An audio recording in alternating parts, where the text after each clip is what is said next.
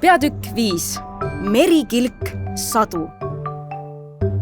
Mina olen Merikilk Sadu, teatas Olevos uhkelt. Mul isapoolsed sugulased on Soome kandist pärit, sellest ka soomepärane nimi. Ja meie oleme tõesti Läänemere põlisasukad. Mis tähendab põlisasukad? Küsis ümarmudil.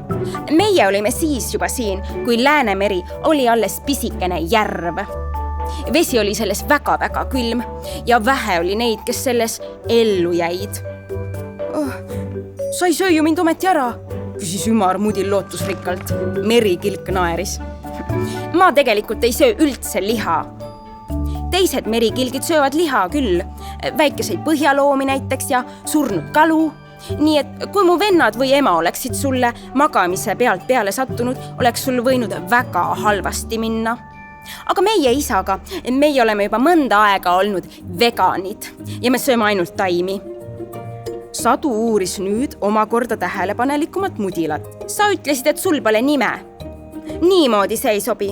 Me peame sulle nime panema.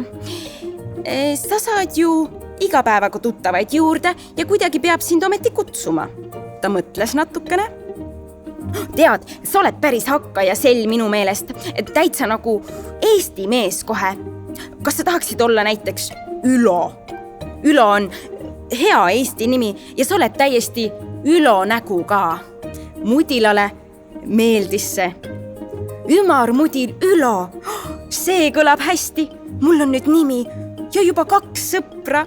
Aitäh sulle, Sadu. Siis vajus ta nägu, aga taas mossi.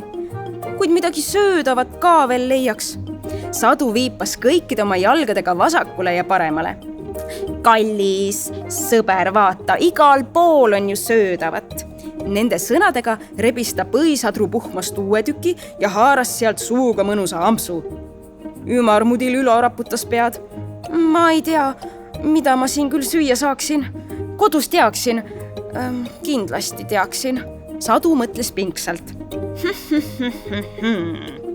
Lausus ta siis. Sa peaksid vist planktoni poole vaatama. Sa oled alles nii pisikene, et ega vist eriti muud kätte ei saa ja vegan pole sa kohe kindlasti mitte. Mis asi on plankton? Küsis Ülo. Ta polnud sellist asja kuulnud, aga Sadu oli olnud laboris, akvaariumis ja ta teadis palju imelikke sõnu ja seletas. Planktoniks nimetatakse väikeseid vees hõljuvaid taimi ja loomi. Sulle sobiksid näiteks need toredad pontsakad vesikirbud seal. Viipas ta tundlaga ülespoole.